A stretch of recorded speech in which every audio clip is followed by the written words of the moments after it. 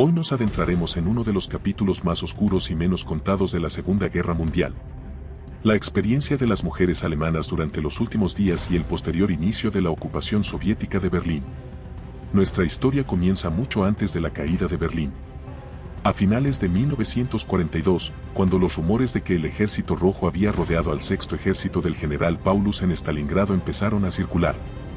La mentalidad en Alemania comenzó a cambiar drásticamente. La gente, acostumbrada a las grandes victorias, encontraba difícil admitir la condena de la formación más grande de la Wehrmacht. Joseph Goebbels intentó infundir un sentido de austeridad y determinación ideológica, pero la realidad era sombría. 2 años después, en la Navidad de 1944, los berlineses tenían poco que celebrar. Los bombardeos habían reducido gran parte de la capital a escombros y la gente estaba agotada por las raciones escasas y el estrés. El humor se volvió macabro, un chiste común era, sé práctico, regala un ataúd. Los sótanos y refugios, a menudo claustrofóbicos y superpoblados, se convirtieron en el hogar principal de la gente, más que sus propias camas. Se decía que las iniciales LSR, Luftschutzraum o refugio antiaéreo, en realidad significaban aprende ruso rápido. La gente había dejado de decir Heil Hitler y se saludaba con un sombrío Bliebe übrig, sobrevive. El miedo a los invasores del este era inmenso. La propaganda de Goebbels había explotado repetidamente las atrocidades en Emmersdorf, donde supuestamente las tropas soviéticas habían violado y asesinado a cientos de habitantes, alimentando un pánico generalizado ante la llegada inevitable. Aunque la ofensiva de las Ardenas en diciembre de 1944 revivió la moral alemana, la cúpula militar no compartía este optimismo. Hitler, sin embargo, estaba obsesionado con revertir la suerte de la guerra en el oeste, desestimando las advertencias sobre la acumulación del Ejército Rojo en el este. El 13 de enero de 1945, el general Iván Danilovich Cherniakovsky lanzó un ataque masivo en Prusia Oriental. A las tropas soviéticas se les dijo que estaban entrando en la guarida de la bestia fascista. Para el 24 de enero, las fuerzas soviéticas estaban a las puertas de Königsberg. El Gauleiter Erich Koch, líder regional del partido nazi en Prusia Oriental, se negó a evacuar a los civiles y huyó cuando los soviéticos se acercaron, dejando a la población a su suerte. Miles de civiles intentaron escapar del avance soviético, pero la nieve y las temperaturas heladas llevaron a resultados trágicos, con cuerpos de mujeres encontrados en la nieve con estrellas de 6 puntas, asesinadas a quemarropa. Lo que presenciaron las tropas soviéticas en su avance fue un acto de venganza brutal. Los soldados soviéticos veían a los alemanes como objetivos de retribución por las atrocidades nazis en la Unión Soviética. A pesar de algunos esfuerzos de los comandantes soviéticos por controlar a sus tropas, tuvieron poco efecto. Los soldados quedaron sorprendidos por la riqueza y el orden de los hogares alemanes, lo que llevó a celos, ira y destrucción. Los informes del NKVD, la policía secreta soviética, documentaron la destrucción generalizada y la migración masiva de casi 8.5 millones de alemanes entre enero y mediados de febrero de 1945. Para los soldados soviéticos, la guerra simplemente se había trasladado a suelo alemán, lo que había sucedido en Rusia, Bielorrusia y Ucrania, ahora ocurría en Alemania. En Berlín, el caos se intensificó. Las advertencias de ataques aéreos eran diarias, y los refugiados que llegaban a la ciudad contaban historias aterradoras sobre el Ejército Rojo. Goebbels declaró que abandonar Berlín sin permiso era traición y las ejecuciones por parte de las SS aumentaron. Mientras tanto, el avance soviético era imparable, el primer frente ucraniano capturó Cracovia y el primer frente bielorruso, al mando del mariscal Georgi Zhukov, se movía rápidamente hacia Berlín. Zhukov, desoyendo las órdenes de Stalin de esperar a otras fuerzas, continuó su avance, encontrando poca resistencia. Las fuerzas soviéticas llegaron al río Oder, formando cabezas de puente cerca de Kustrin. La bota soviética estaba a semanas de entrar en la capital nazi. El 20 de abril de 1945, el 56º cumpleaños de Adolf Hitler, los artilleros del primer frente bielorruso soviético celebraron con fuegos artificiales, comenzando el bombardeo de Berlín, que no cesaría hasta la caída de la ciudad. 3 días después, los nazis anunciaron la decisión de Hitler de quedarse en Berlín, dándole a la batalla una importancia europea. Para los civiles, la supervivencia era lo único que importaba bajo el incesante bombardeo. Los refugios subterráneos se volvieron lugares de horror. El búnker de Alense Ivanov, una estructura masiva de acero y hormigón, se llenó con hasta 12.000 personas en 3.600 metros cuadrados, haciendo imposible incluso llegar al baño. La higiene era un problema, pero el agua potable era la prioridad, con jóvenes arriesgando sus vidas para conseguirla de una bomba exterior. La moral entre los soldados alemanes también se desmoronaba, la deserción era común. En medio de este caos, se observó un fenómeno perturbador, el aumento de la actividad sexual frenética en sótanos y búnkeres oscuros. Las jóvenes, temiendo ser violadas por los soldados soviéticos, a menudo preferían entregarse primero a los muchachos alemanes. Un periodista noruego describió cómo muchachos y chicas en uniforme se entregaban a sus impulsos en una búsqueda desesperada de placer. Mientras el suministro eléctrico fallaba, los rumores se convirtieron en la principal fuente de noticias. La propaganda nazi de resistencia hasta la muerte fue reemplazada por folletos soviéticos que instaban a los soldados alemanes a rendirse, y muchos lo hicieron. Los propagandistas soviéticos incluso lanzaron folletos dirigidos a las mujeres de Berlín, asegurándoles que no serían dañadas y exhortándolas a persuadir a los soldados alemanes a rendirse. Sin embargo, los berlineses tenían razón al temer un futuro muy diferente, especialmente las mujeres y las jóvenes, que enfrentaban la inminente amenaza de la violación. Bajo el mando del general Helmut Weidling, unos 45.000 defensores alemanes, incluyendo la Wehrmacht, las SS y el mal entrenado Volkssturm, se enfrentaban a 1.5 millones de tropas soviéticas.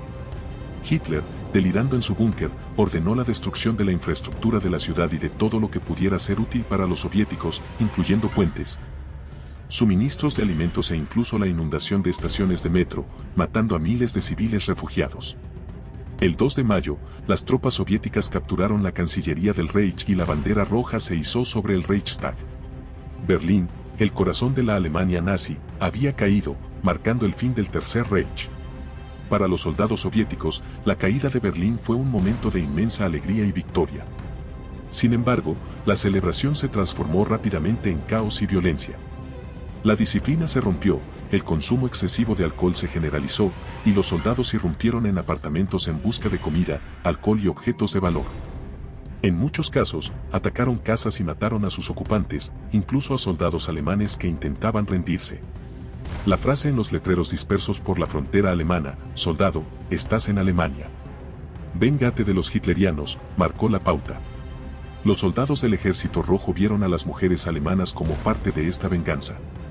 Aunque los primeros 2 o 3 días de ocupación fueron relativamente tranquilos, a partir del cuarto día, comenzó una cadena ininterrumpida de saqueos y violaciones. Las violaciones se cometieron contra mujeres de todas las edades, desde niñas pequeñas hasta ancianas. No importaba si eran nazis o no. La embriaguez de los soldados empeoró la violencia. Estos crímenes no se cometían en la intimidad, las mujeres eran violadas abiertamente en las ruinas de hogares, en las calles e incluso frente a sus familias. Una periodista alemana, Margaret Boveri, lo registró como algo rutinario en su diario.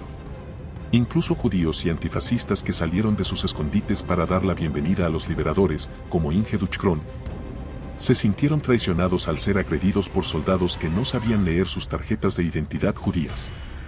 Los soldados no solo buscaban víctimas en las calles, sino que también entraban en búnkeres y sótanos, violando a mujeres frente a niños y hombres. La violencia era extrema, con casos como el de una mujer de 62 años violada por 2 soldados ebrios mientras su esposo de 66 era asesinado a tiros. Max Schmetzer, un periodista suizo, describió escenas desgarradoras en Dahlem, donde padres eran asesinados por intentar proteger a sus hijas, y mujeres y niñas eran perseguidas y obligadas a beber alcohol antes de ser violadas. Es crucial señalar que, en medio de esta brutalidad, también hubo ejemplos de amabilidad y compasión por parte de algunos soldados soviéticos. Schmetzer observó que no todos los soldados podían ser condenados, describiéndolos como en parte cerdos, en parte ángeles. Un oficial soviético detuvo a una familia que se preparaba para suicidarse, prometiéndoles protección, y otros soldados intervinieron para detener a sus camaradas atacando a una niña.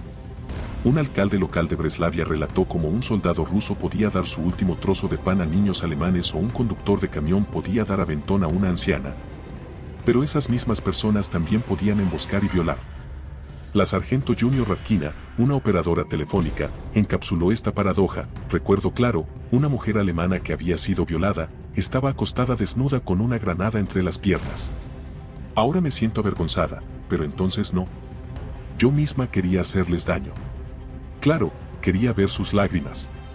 Era imposible volverse buena de repente, justa y amable. Para entender por qué los soldados soviéticos actuaron de esta manera, debemos retroceder un año, al verano de 1944.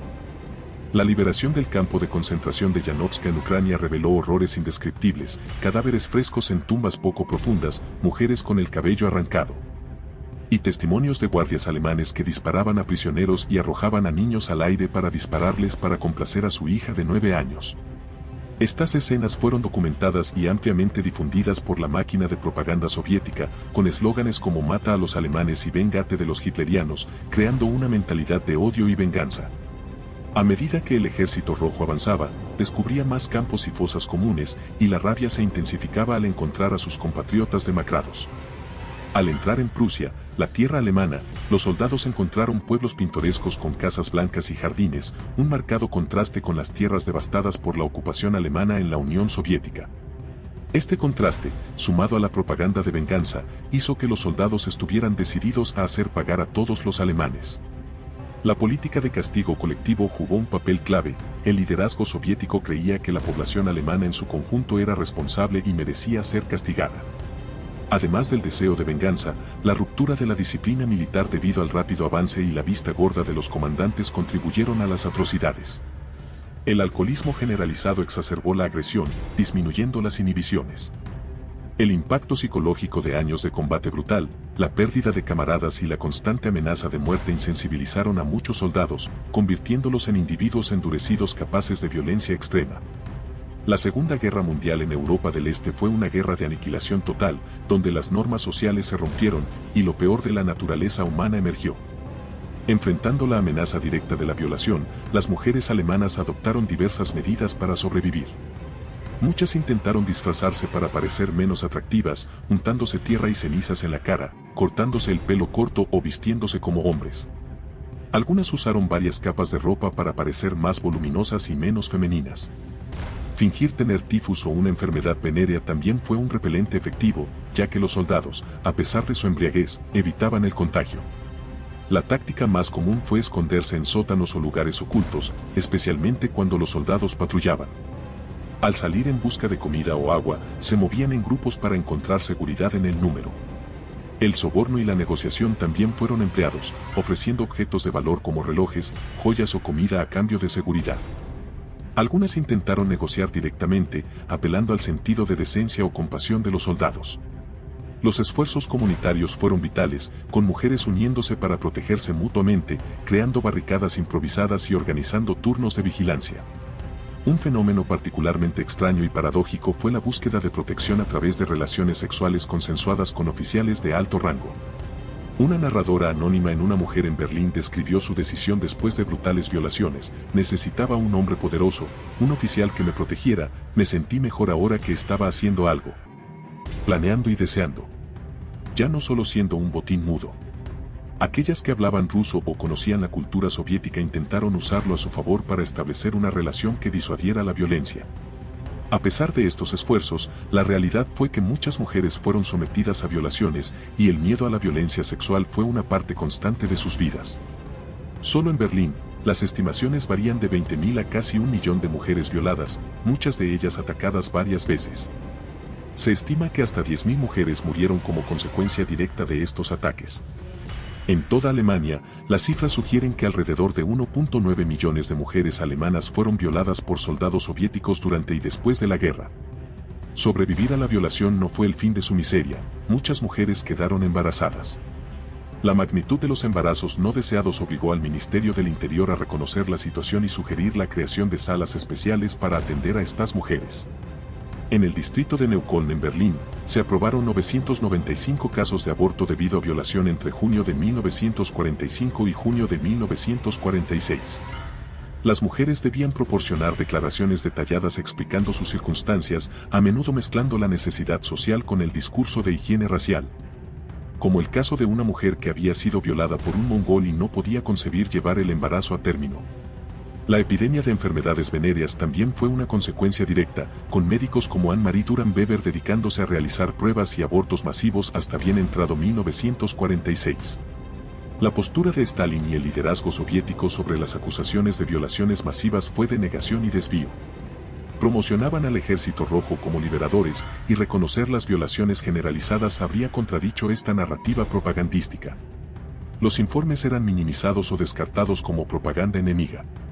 Se justificaban las acciones como una forma de represalia o comportamiento comprensible dada la brutalidad nazi. Sin embargo, sobre el terreno, las autoridades soviéticas sí hicieron algunos esfuerzos por abordar la situación. Se intentó identificar a los soldados acusados, y las víctimas eran instadas a señalarlos. En algunos casos, los soldados identificados eran juzgados y castigados severamente, incluso con la ejecución, para servir de disuasión. También hubo confrontación directa por parte de otros soldados que se sentían avergonzados y buscaban mantener la integridad de su unidad, a menudo administrando castigos físicos. A pesar de estos esfuerzos, el caos de la guerra dificultó la aplicación constante de la justicia, y muchas víctimas no se presentaron por miedo o vergüenza. Afortunadamente para las mujeres alemanas, la situación mejoró drásticamente una vez que la guerra terminó y se restableció el orden. Ante el creciente número de informes, el Presidium del Soviet Supremo aumentó el castigo por violación a 10 a 15 años en un campo de trabajo. Se instruyó a los oficiales para imponer disciplina, y en ciertos casos, los violadores fueron ejecutados frente a sus unidades como advertencia. Se implementaron medidas para aislar a las tropas de la población alemana, trasladando a los soldados a cuarteles y restringiendo las visitas a hogares civiles. Sin embargo, la imposición de disciplina fue inconsistente, y el problema del alcohol persistió. Es crucial entender que las mujeres alemanas no fueron las únicas víctimas, y el crimen de violación no fue exclusivo del Ejército Rojo. Mujeres en Hungría, Rumanía y otros países aliados de la Alemania nazi sufrieron el mismo destino brutal. Incluso en Yugoslavia, una nación aliada, aunque en menor medida, los soldados soviéticos cometieron violaciones, a pesar de la propaganda que los instaba a respetar a la población local. Las quejas del líder yugoslavo Tito llevaron a medidas disciplinarias más estrictas, incluyendo ejecuciones. Además, los soviéticos no fueron los únicos entre los aliados en cometer violaciones. Soldados estadounidenses, británicos y franceses también mancharon su camino de guerra a través de Alemania y otras partes de Europa. Las violaciones de soldados estadounidenses comenzaron tras el desembarco en Normandía, apuntando a mujeres francesas que veían como presas fáciles debido a mitos de propaganda. El mando estadounidense hizo poco para disciplinar a sus tropas, culpando a los problemas sociales franceses o a los soldados afroamericanos, que fueron procesados con mayor dureza. En Alemania, las violaciones por parte de soldados estadounidenses continuaron a una escala aún mayor, con miles de casos reportados, y víctimas tan jóvenes como de 7 años. Los soldados británicos también cometieron violaciones, aunque con menos frecuencia, justificando sus acciones al alegar que las mujeres alemanas eran participantes dispuestas. Los soldados franceses, incluyendo unidades coloniales, también estuvieron implicados, especialmente en Stuttgart, donde cientos de casos se reportaron poco después de la ocupación. Se alojaron en hogares civiles, lo que aumentó la proximidad y las agresiones. Las autoridades militares francesas también hicieron poco para disciplinar a sus tropas, atribuyendo los crímenes a las tropas coloniales, un aspecto que a veces fue explotado por la propaganda nazi. Estos casos demuestran que las violaciones por parte de soldados formaron parte de un patrón más amplio de conquista sexual en la Segunda Guerra Mundial, donde las mujeres eran vistas como botines de guerra. La propaganda alemana había adoctrinado a la población con estereotipos que retrataban a los soviéticos como salvajes del Este, lo que generó un terror absoluto cuando el Ejército Rojo entró en Alemania. La mayoría de los hombres que podían luchar ya no estaban, dejando a mujeres, niños y ancianos vulnerables. El miedo a la violación se extendió rápidamente, llevando a muchas mujeres a evitar los hospitales, incluso si los soviéticos establecían centros para enfermedades venéreas, por temor a que fueran trampas para enviarlas a trabajos forzados en Siberia. A pesar del miedo y la continua oleada de violaciones, hubo poca resistencia organizada. La guerra había agotado a los alemanes, y con el régimen nazi desaparecido, no les quedaba nada por lo que luchar. El NKVD fue muy efectivo en suprimir cualquier resistencia. La creencia en una posible nueva guerra entre soviéticos y potencias occidentales, conocida como el mito de la guerra, dio algo de esperanza, pero también llevó a una pasividad. El miedo a la violación y la violencia obligó a las mujeres a cambiar sus rutinas y comportamientos, evitando salir solas, especialmente de noche, y algunas incluso recurrieron a medidas drásticas como huir o suicidarse. Pero lo peor fue el impacto social y psicológico profundo y duradero. Muchas mujeres sufrieron un trauma profundo, con cicatrices emocionales duraderas, experimentando vergüenza, culpa y miedo, agravadas por el estigma social que les impedía hablar de sus experiencias. Muchas fueron evitadas por sus comunidades y familias, sumándose a su trauma psicológico. Incluso los niños nacidos de violaciones a menudo eran estigmatizados y etiquetados como ilegítimos. El trauma no solo afectó a las mujeres, sino también a sus familias, esposos, padres y hermanos se sentían impotentes, generando desesperanza e ira y tensando las relaciones familiares. La desintegración de la confianza dentro de las comunidades, con sospechas entre extraños e incluso vecinos, erosionó el sentido de apoyo mutuo. Los crímenes también tuvieron un impacto significativo en la identidad nacional alemana, siendo vistos como un castigo colectivo por las acciones del régimen nazi, lo que creó un sentimiento de victimización que influyó en las actitudes alemanas hacia la Unión Soviética durante décadas. Hoy, muchos años después, la mayoría de las víctimas de las violaciones de 1945 ya no están entre nosotros. El mundo aún recuerda la caída de Berlín como el glorioso fin del régimen nazi. Sin embargo, los testimonios de estas mujeres, que soportaron el peso de una violencia indescriptible, permanecen como un capítulo menos conocido, pero contundente, de la historia de la Segunda Guerra Mundial. Es un recordatorio del profundo costo humano de la guerra y el dolor perdurable de quienes sufren sus horrores. Espero que esta narración les haya brindado una comprensión más profunda de este trágico periodo. Si tienen más preguntas o desean explorar otros aspectos, no duden en consultarnos. Hasta la próxima.